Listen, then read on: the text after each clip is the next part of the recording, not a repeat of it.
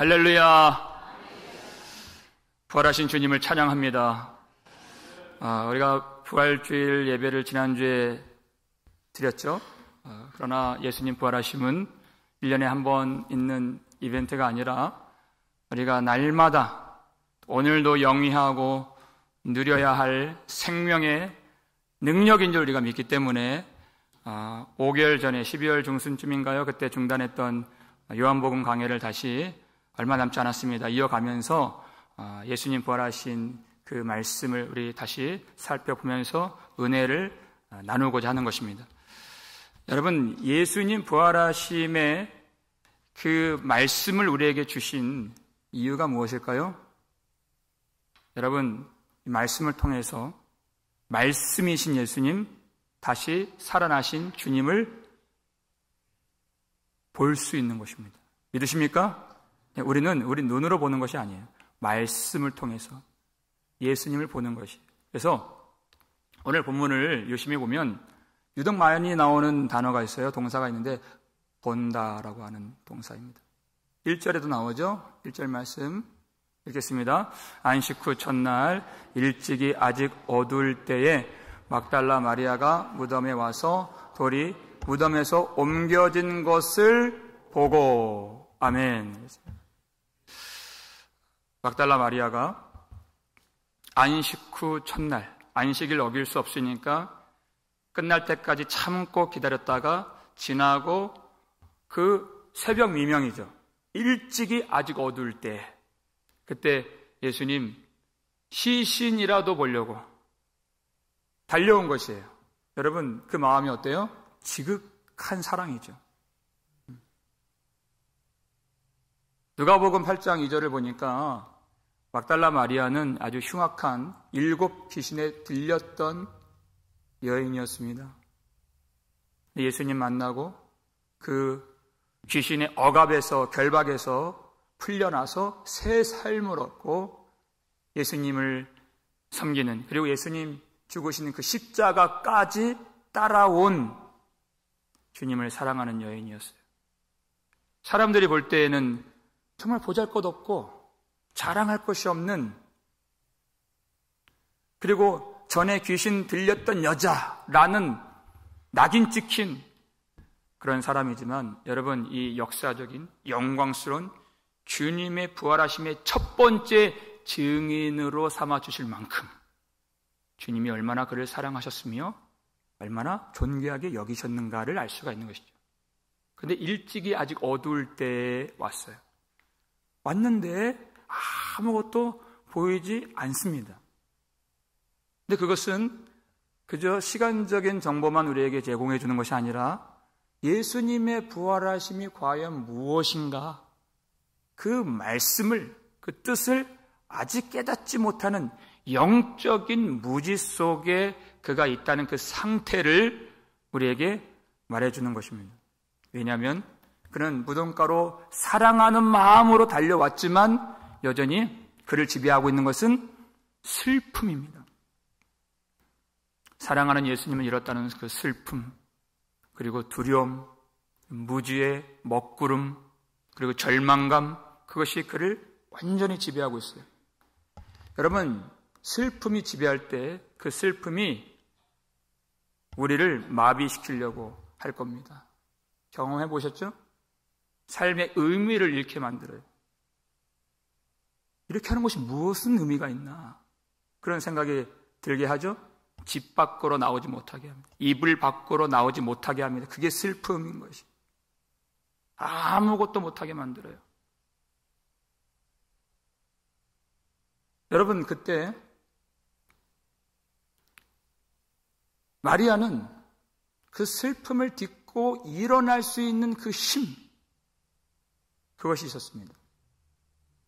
아직 어두워서 다 보지 못하고 다 깨닫지는 못하지만 주님을 사랑하는 마음,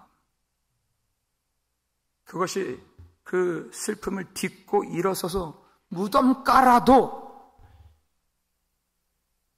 달려가도록 만들고 시신이라도 찾도록 만들었어요.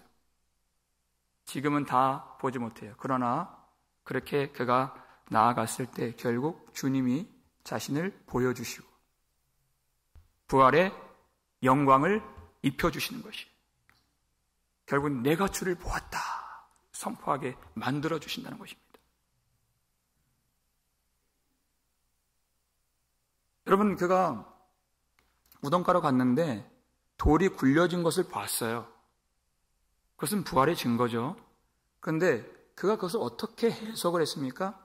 곧장 다시 베드로와 요한에게 달려가서 그가 증언하기를 뭐라고 해요? 어떤 사람들이 주님의 시체를 가져다가 어디에 두었는지 우리가 알지 못하나이다 라고 말했어요. 지금 증인의 역할을 하고 있다는 것입니다. 근데 여러분, 그 증언이 참일까요? 거짓일까요? 참이 아닙니다. 주님을 사랑하는 마음이 있음에도 불구하고 아직 슬픔의 지배를 당하고 어두컴컴한 무지 속에 갇혀 있기 때문에 진리를 보고 진리를 말할 수가 없어요. 여러분, 거짓 증거가 무엇입니까? 이단을 다닌다고 거짓 증언을 하는 것이 아니에요. 그것만 아니에요. 내 것을 말하는 것이, 내 육신으로 본 것, 내 생각, 내 감각, 내 지각으로 해석한 그것을 전하는 것이 그것이 거짓 증거예요. 온통 뭐밖에 안 보였어요. 마리아에게는 어떤 사람들이 내 주님을 가져갔습니다라고 합니다. 사람밖에 안 보여요. 사람에게 매여 있고 사람에게 갇혀 있는 것이에요. 그러니까 진리가 안 보이죠. 여러분, 요셉이 진리를 깨닫고 뭐라고 증언했습니까? 형제들에게 당신들은 나를 해하려 하였으나 그랬어요. 그것은 외면이에요. 표피적인. 그러나 그 속에 진짜 뜻이 숨겨져 있죠. 무엇입니까? 당신들은 나를 해하려 하였으나 하나님은 그것을 선으로 바꾸사해. 이게 진리예요.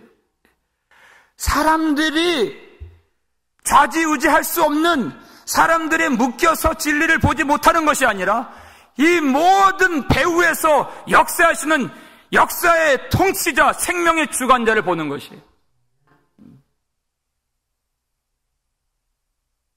여러분, 하나님을 봐야 진리를 말할 수 있습니다. 그래야 참된 것을 증언할 수가 있어요. 그렇게 될 수 있기를 주의 이름으로 축원합니다. 그 증언을 받고 이제 베드로와 요한을 주목합니다. 베드로와 요한이 예수님 무덤으로 달려오죠. 근데 둘이 달려왔다, 도착했다, 무엇을 봤다 이렇게만 말해도 될 것 같은데 여러분 4절을 보시면 아주 독특한 표현들이 나옵니다. 둘이 같이 다름질 하더니 그 다른 제자가 요한입니다. 베드로보다 더 빨리 달려가서 먼저 무덤에 이르러 이렇게 되어 있어요. 더 빨리 달려갔다. 여러분, 이 말씀이 왜 나왔을까요? 마치 베드로하고 요한이 앞서거니 뒤서거니 경쟁하듯이 그렇게 달려가는 모양을 그려주고 있죠. 왜냐하면 여러분, 그것이 예수님의 부활을 온전히 깨닫지 못한 모습이라는 것을 가르쳐주는 것입니다. 예전에도 며칠 전이죠. 예수님 십자가에 못 박히시기 며칠 전에 주님이 아주 중요한 말씀하시는데 제자들의 욕심, 제자들의 소원, 제자들의 요청이 무엇이었습니까? 주님께서 영광의 자리에 오르실 때 요한이 그랬잖아요. 하나는 우편에 하나는 좌편에 자기 형제 데리고 가서 그렇게 요구했어요. 십자가가 뭔지도 모르고. 베드로도 마찬가지예요. 다 온전히 성령으로 깨닫기 전에 21장에 나오잖아요. 베드로 너 어떻게 될 거다 그러니까 베드로가 그럼 이 사람 요한은 어떻게 되겠사옵나이까? 그 얘기했다가 또 꾸지람 듣잖아요.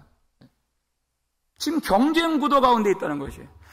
하나님의 진리를 온전히 깨닫지 못하고 부활하신 주님을 경험하지 못하면 주님을 사랑한다고 달려는 나왔지만 항상 갈등을 만들고 경쟁하려고 하고 다른 사람을 더 낮추고 나를 높이는 그것이 됩니다.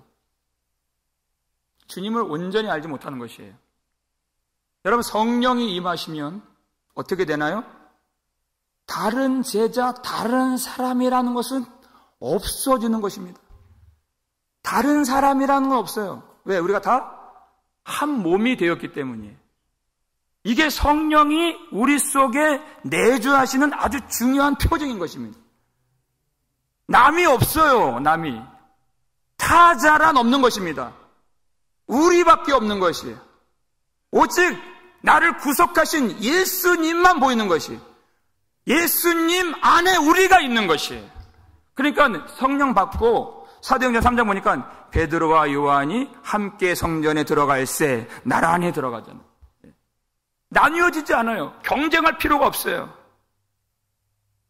이제는 보조를 맞추고 마음을 맞추고 함께 들어가는 것입니다. 그것이 교회예요.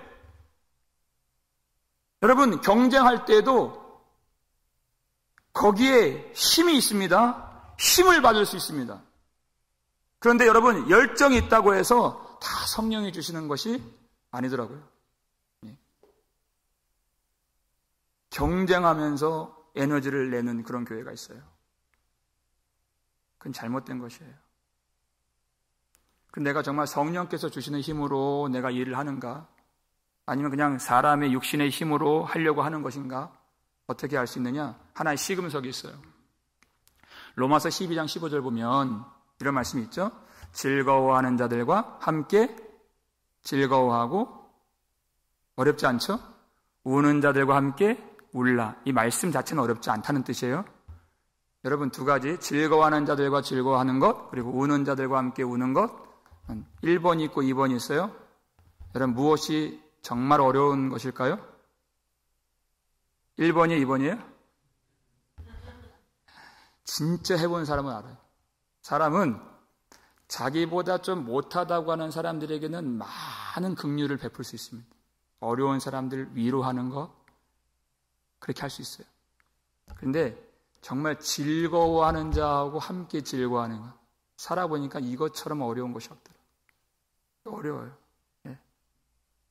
아니, 친구가 잘 된다 그러는데 나한테 해준 것도 없는데 그게 그렇게 배가 아프고 속이 상하고 그 얘기 듣고 와서 부부싸움하고, 아니, 나한테 해를 준 게 없어요. 그냥 잘 된다는 소식이에요. 근데 우울해져요. 그하고 정말 즐거워할 수가 없는 거. 왜? 그건 남이기 때문에 그래요. 하나가 안 되었다는 뜻이에요, 그것이. 여러분, 교회가 그러면 되겠습니까? 그 사람과 정말 그 사람이 잘 될 때, 은혜 받을 때, 그 사람이 승리할 때 즐거워해 줄 수 있는, 그때 우리가 주님 안에서 하나가 되었다, 성령 안에 있다 할 수 있는 것이에요. 그렇게 될 수 있기를 주의 이름으로 축원합니다. 배 아파하지 마세요. 우리 안에 주님이, 살아계신 주님이 계시는데,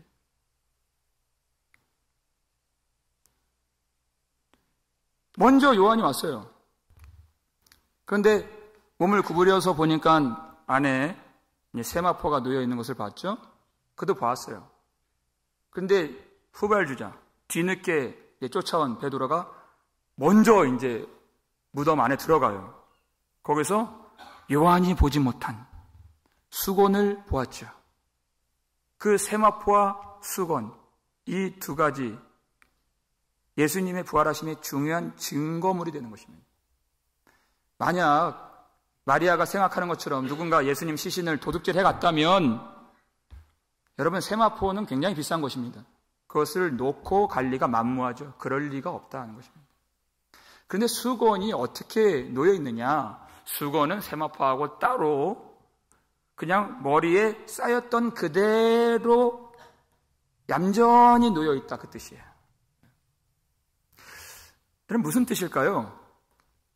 예수님께서 나사로를 살리셨을 때 나사로야 나오라 부르셨어요. 그랬더니 그가 나오죠. 그런데 어떤 상태로 나왔나요? 수족이 배로 동인 채로, 얼굴이 수건에 묶인 채로 나왔어요.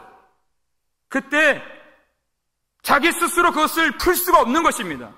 여전히. 다시 말씀하세요.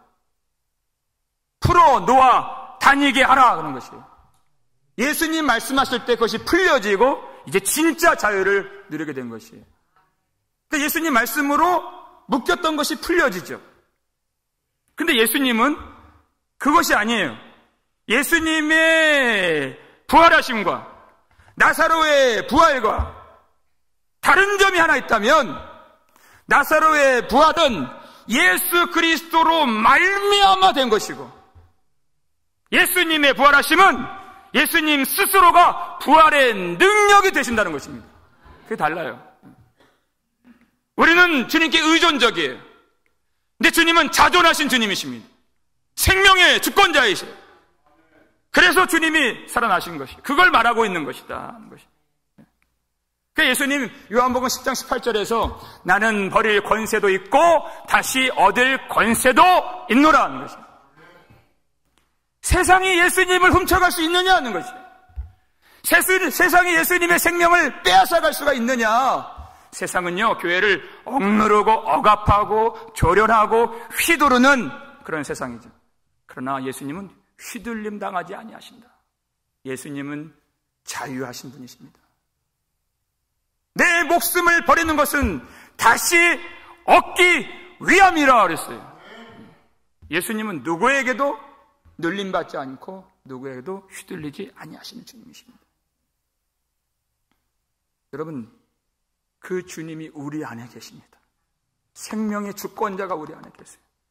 히브리서 2장을 보면 마귀가 소위 요즘 말로 성도들을 가스라이팅을 하는데, 마귀가 어떻게 그렇게 성도들을 조련하려고 해요? 죽음을 통하여서 죽음을 딱 잡고 한평생 종노릇 하게 만든다 그랬어요. 죽는다? 죽을래? 굶어 죽을래? 이거예요. 하나님 못 섬기게, 자기 말 듣도록 그 목줄을 잡고. 언제 거기에 속아 넘어갑니까? 내 안에 생명의 주권자가 계신다는 것을 깨닫지 못할 때.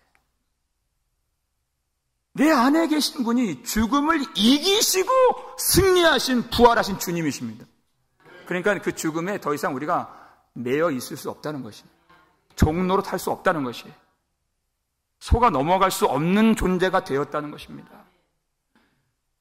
생명이신 부활하신 주님이 그 속에 있는 교회만이 자유할 수 있고, 교회만이 세상을 이길 수가 있고, 교회만이 참으로 웃을 수가 있는 것입니다. 죽음 때문에 더 이상 우리가 슬퍼하지 않는다 그 뜻이에요. 믿음이란 것이 무엇이냐? 믿음이란 것이 무엇이냐? 요한도 이제 베드로를 쫓아서 무덤에 들어가서 그 수건까지 봤어요. 성경이 그것을 뭐라고 표현하는가? 여러분 8절 말씀 성경책으로 한번 읽겠습니다. 그때야 무덤에 먼저 갔던 그 다른 제자도 들어가 보고 믿더라 이렇게 돼 있어요. 보고 믿더라 됐어요. 그 수건까지 보고 예수님 부활하셨구나 이것을 믿었다는 뜻이에요. 근데 여러분, 이 믿음이 완성된 믿음은 아니라는 뜻입니다. 예수님 부활하심의 의미를 온전히 알고 부활하심의 능력을 온전히 누리는 것은 성령을 받고 인생이라고 하는 시간 속에서 자라게 되는 것이에요. 지금 믿음의 문에 들어선 것이지 다 된 것이 아니에요. 그래서 오해를 하지 않도록 9절 말씀에 앞에 보시면 이렇게 되어 있죠. 읽겠습니다. 그들은 성경에 그가 죽은 자 가운데서 다시 살아나야 하리라 하신 말씀을 아직 알지 못하더라. 그랬어요. 다 깨달은 것이 아니에요. 우리가 지난주에 이 부활 사건을 믿는 건 다 믿는다 그랬어요. 근데 중요한 건 그 부활 사건을 믿는 믿음에서 하나님께서 그것에 대해서 말씀하신 말씀을 믿는 믿음으로 넘어가야 됩니다. 이렇게 얘기했어요. 그게 진짜 중요한 것이기 때문에. 우리가 부활은 다 믿어요. 근데 그 말씀을 믿는 믿음으로 자라야 된다는 것입니다. 믿음이란 그 과정 속에 있다는 것을 말하는 것입니다. 더 알아야 하고, 더 성숙해야 하고, 더 경험해야 함을 말하는 것입니다. 왜냐하면 요한과 베드로가 여기서 경험하고 믿었는데 여전히 두려움이 떠나질 않았어요. 여전히 사명길로 가지 못하고 다시 갈릴리로 돌아가서 고기 잡는 그런 일을 했잖아요. 믿음이 있다고 하는데 여전히 엉뚱한 소리를 하는 거예요. 여러분, 믿음이라고 하는 것은 여전히 실패하고 이상한 소리하고 그리고 깨닫지 못하고 사명길로 가지 못하는 그런 모습이지만 주님이 사랑하시는 자를 끝까지 붙들어 주시는 것이 믿음인 것입니다. 내 편에 있는 것이 아니에요. 주님께 잡혀 있는 것이에요. 내가 잡았다 할 수가 없어요. 그러니까 바울이 그리스도께 잡힌 바 된 그것을 잡으려고 내가 달려가노라는 것이에요. 멈추지 않는다. 그 과정 속에, 진행 속에, 다름질 속에 있는 것이에요. 아직도 여전히 깨닫지 못하는 그들을 주님이 끝까지 사랑하신다 그랬어요. 그게 믿음이고 주님의 일인 것입니다. 그러니까 너 왜 이렇게 믿음이 없느냐? 우리는 그렇게 말할 수 없어요, 서로에게.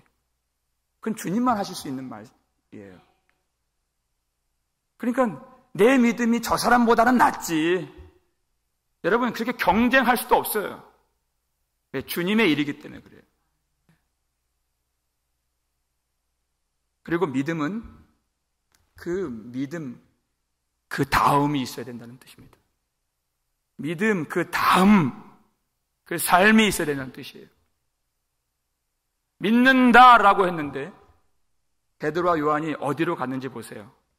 10절에 이에 두 제자가 어디로 갔어요?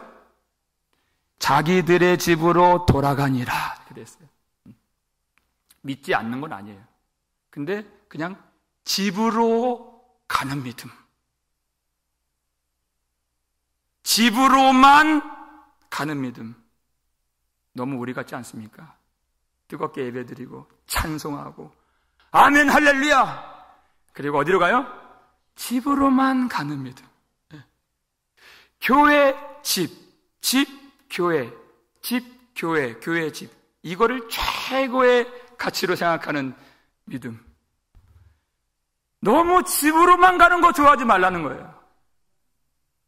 여러분, 믿음이라고 하는 거는 하나님이 우리 천국에만 가도록 주신 믿음이 아니라 그것보다 훨씬 더 큰 겁니다.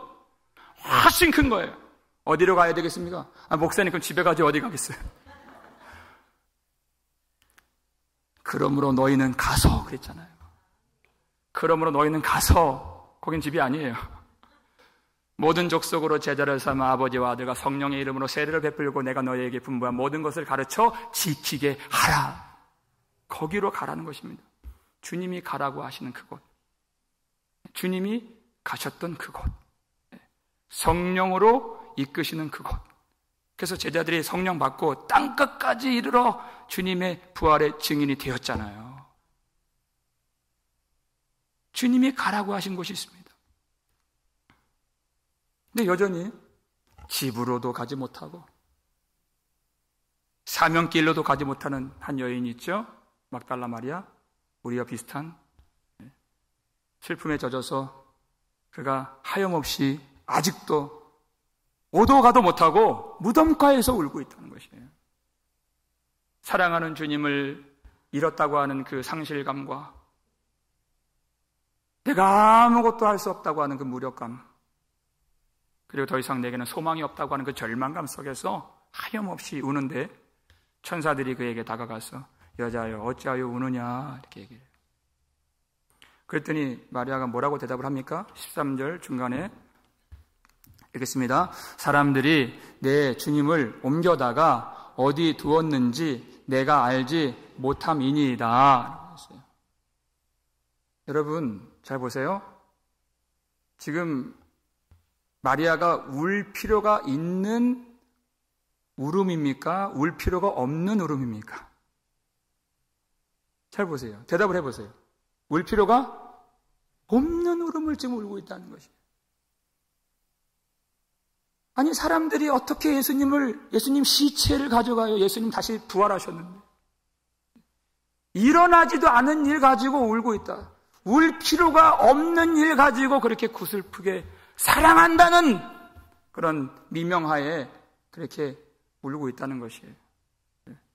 예수님 살아나셨다고 하는 그 사실을 정말 안다면 울 필요가 없는 것이죠. 그 말을 하고 나서 뒤를 돌이켰는데 누군가 서 있어요. 근데 누군가 서 있는 그분이 누구십니까? 14절 보니까 이렇게 되어 있어요. 뒤로 돌이켜 예수께서 서 계신 것을 보았다래죠. 예수이신 줄은 알지 못하더라. 예수님 계신데 예수님 못 본 게 아니에요. 봤는데도 못 알아본다는 것입니다. 예수님이 계세요, 거기에. 근데 알아보지 못하고 그렇게 울고 있는 것이에요. 여러분, 예수님이 어디에 계십니까? 항상 너희와 함께 있으리라 말씀하셨어요. 내가 너를 버리지도 아니하고 떠나지도 아니하리라 그랬어요. 거기에 계신 주님. 그러나 그가 무덤 속만 바라보고 상실감에 젖어서 주님을 못 봐요. 여러분, 인간에 있어서 가장 큰 상실은 어떤 일로 옵니까? 죽음이죠. 죽음 때문에 괴로워하는 인생들 앞에 죽음을 이기시고 부활하신 주님이 나타나신 것입니다. 그 부활이 바로 믿는 자들의 부활이 되고 그 영광이 믿는 자들의 영광이 되는 것이에요. 주님이 그것을 다 물리치시고 임하셨는데 그 주님을 보았지만 못 본 것입니다.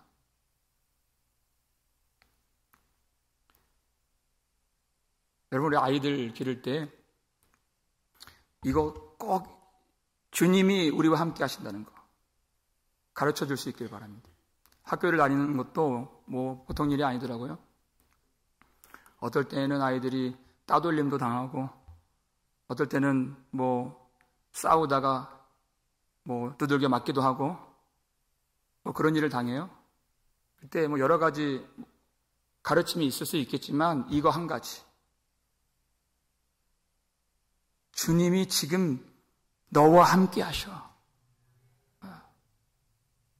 우리가 못 볼 뿐이지 네가 그 순간, 네 어려움 당한 그 순간 주님이 함께 하셨고 지금도 너와 함께 하시고 그리고 주님이 내 속에 계시고 그것을 누구도 그것을 빼앗아갈 수가 없어. 그것을 말해주는 것이. 여러분, 이것이 왜 중요하냐면요, 그 말을 들어야 될 사람이 바로 저하고 여러분이기 때문에 그래요. 우리가 들어야 돼요. 그것을 그래서 전하는 것이 필요한 것입니다. 그래서 우리가 선포하는 것이 필요한 것입니다. 우리가 그걸 들어야 되기 때문에 많은 순간 보았다 하지만 깨닫지 못하는 우리이기 때문에 그때 예수님이 그 여인에게 물으세요. 여자여 어찌하여 울며 누구를 찾느냐? 그랬더니 이 마리아가 동산지기인 줄 알고 만약 당신이 내 주님의 시신을 가져갔다면 내게 좀 주옵소서 이렇게 요청을 하는 것이. 살아계신 주님 앞에서 무엇을 구합니까? 시신을 구하는 겁니다. 여러분, 주님이 못하시는 일이 있어요. 죽은 것은 주실 수가 없습니다. 아무리 구해도 주님의 시신은 주실 수가 없죠. 살아계신 주님이시기 때문에. 죽이는 것은 줄 수가 없어요. 죽음에 관련된 것은 줄 수가 없어요. 죽음은 우리에게 주실 수가 없는 살아계신 하나님이십니다. 그런데 눈이 열리지 않으니까 주님께 구하기는 구하는데 엉뚱한 것을 구하는 거예요. 죽이는 것을 구하고 죽는 것을 구하고 주님이 주지 않는 것을 구한다는 것입니다. 여러분, 주님께서 그럼에도 불구하고 그의 눈을 열어주기를 원하셨습니다. 너무나도 사랑하는 그런 주님의 종이기 때문에. 어떻게 눈 열어주시죠? 예수님이 마리아야 이름을 불러주세요. 이름을 불러주세요. 그 주님의 음성을 듣고서 그의 영안이 열리게 된 것입니다. 왜냐하면 마리아는 항상 자기를 사랑하시는 그 주님의 음성을 들었던 여인이었기 때문에 그 음성을 알아먹을 수 있는 것입니다. 여러분, 목자 되신 주님의 음성을 알아듣는 주님의 양이 누굽니까? 항상 말씀을 들었기 때문에, 항상 그 음성을 들었기 때문에 주님이 부르시면 그것이 주님이시다 알 수 있는 것입니다. 항상 그 음성을 들었기 때문에. 요한복음 10장 3절을 볼까요? 읽겠습니다. 양은 그의 음성을 듣나니 그가 자기 양의 이름을 각각 불러 인도하여 내느니라. 아멘. 양은 누굽니까? 그의 음성을 듣나니. 항상 그의 음성을 들어요. 항상 들어요. 그러니까 주인을 어떻게 알아요? 음성을 분별하여서 알 수 있는 것입니다. 이름을 부른다는 것은 그 존재를 안다는 것입니다. 그냥 무더기로 덩어리로 아는 것이 아니에요. 그 존재 각 사람 하나하나를 아신다는 거죠. 마리아야 불렀을 때 그 음성 어떤 음성입니까? 예전에 흉악하게 귀신 들렸을 때, 사람들에게 버림받고 상처 가운데 눈물 흘렸을 때 나를 마리아야 불러주신 그때 그 음성이라는 것입니다. 그러니까 그 음성을 듣고서 주님이시구나 알고 눈이 열리게 된 것입니다. 여러분, 우리가 이 자리에 어떻게 나왔나요? 우리 육신의 힘으로 나온 것이 아닙니다. 주님이 우리를 불러주셨기 때문에 나온 것입니다. 하나님의 은혜로 성령의 인도하심으로 우리가 나온 줄 믿으시길 바랍니다. 그러니까 여러분, 예수님의 육신을 붙잡으려고 하지 마세요. 그가 눈이 열렸을 때 너무 반가워서 예수님을 붙잡으려고 했죠. 그랬더니 예수님이 나를 붙들지 말라 그랬어요. 참 이상한 말이죠. 나를 붙들지 말라. 여러분, 왜 이 말씀하셨을까요? 여러분, 많은 사람들이 믿음을 가지려고 할 때 그저 눈으로 보고 손으로 만지고 물질적인 증거가 있을 때 하나님의 축복을 물질로 치환하고 하나님의 은혜를 물질적인 것으로 가늠하려고 하는 그것이 있다는 것입니다. 그것이 아니에요. 하나님은 보이지 않는 성령으로 우리를 불러주시고 믿음을 주신 것입니다.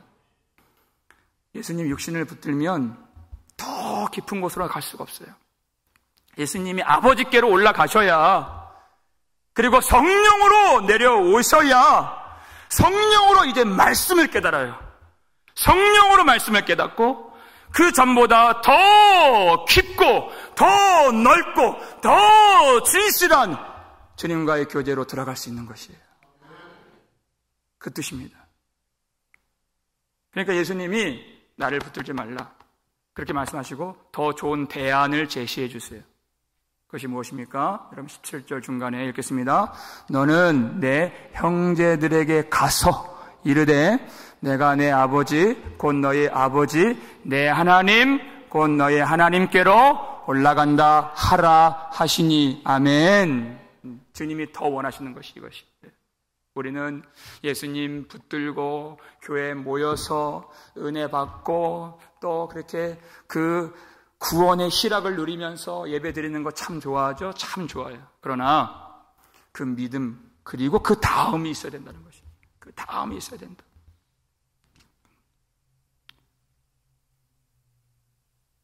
주님께서 무엇을 원하시는가? 가서 주님이 하시는 일을 전하라는 것입니다. 여러분, 교회는요 내향적인 교회입니다. 내향성이 있는 교회. 여러분, 내향성이 무엇입니까? 방향이 안으로 들어가는, 모이기를 힘쓰고 말씀 중심으로 하나가 되어서 날마다 하나님께 영광의 예배를 드리고, 그리고 말씀으로 무장하는 내향성의 교회. 그리고 동시에 외향적인 교회가 되어야 하는 것이, 이게 교회의 균형이죠. 건강한 교회의 균형인 것입니다. 그렇게 우리가 모이기를 힘썼다면, 그리고 이제는 흩어져서 복음을 전하고 복음의 씨를 세상에 뿌리고 이 땅에 하나님의 나라가 임하도록 쓰임받는 외향성의 교회가 되어야 돼요. 이 균형을 이루라는 것입니다. 여러분, 예수님이 부활하셨다는 것은, 예수님이 다시 살아나셨다고 하는 것은 그저 이전의 존재 양식으로 다시 살아나셨다는 뜻이 아닙니다. 더 좋은 존재 방식으로 다시 살아나신 것이, 이전에 사셨던 방식은 예수님과 제자가 있으면 예수님의 몸이 있죠. 예수님은 제자의 다른 사람이에요. 다른 타자예요. 그러니까 예수님 졸졸 쫓아다니면서 말씀 들을 수 있고, 예수님 육신으로 상대할 수 있고, 야, 너 왜 이렇게 믿음이 없느냐, 그렇게 책망받을 수 있어요. 근데 그뿐이에요. 다른 사람이기 때문에. 그런데 예수님이 하나님께로 올라가시면 성령을 보내주세요. 육신으로 교제하는 것이 아니라 성령으로 예수님이 들어와 주신다는 것입니다. 그러니까 예수님의 육신을 쫓아가는 것이 아니라 내 생각과 안 맞을 때가 있고 예수님 그리 마옵소서 하실 때도 있지만, 성령으로 들어오시면 내 안에 역사하시는 주님을 따라갈 수밖에 없어요. 왜냐하면 예수님의 마음이 내 마음이 되고 예수님의 뜻이 내 뜻이 되었기 때문이에요. 예수님의 아버지가 내 아버지가 되고 예수님의 형제들이 내 형제가 되고 예수님의 하나님이 내 하나님이 되시기 때문에, 그 하나님께로 달려가는 그 길 외에는 아무 길도 보이지 않는 것이에요. 주님은 그렇게 되기를 원하십니다. 그게 나를 붙들지 말라의 의미인 것이에요. 마리아가 그것을 깨달았어요. 그래서 이제 부활하신 주님을 경험하고 그가 어디로 가는지 보십시오. 마지막 18절 말씀 읽겠습니다. 막달라 마리아가 가서 제자들에게 내가 주를 보았다 하고, 또 주께서 자기에게 이렇게 말씀하셨다 이르니라. 아멘. 여러분, 그냥 이렇게 되어진 것이 아닙니다. 그 과정 속에서 마리아는 처음부터 주님을 사랑했어요. 그러나 그것으로 다 된 것이 아니라 주님이 그를 붙들어 주시고 주님이 그를 인도해 주셔서 예수 그리스도 부활하심의 그 영광스러운 첫 번째 증인으로 그를 사용해 주신 것입니다. 제자들에게 가죠? 집으로 가지 않습니다. 제자들에게 가서 내가 주를 보았다. 주님이 이렇게 말씀하셨다. 자기의 것이 아니라, 자기 것은 원래 자기 것은 슬픔이요, 자기 것은 다른 사람에 대한 원망이요, 무지요, 절망감인데 그것을 흘려보내지 않잖아요.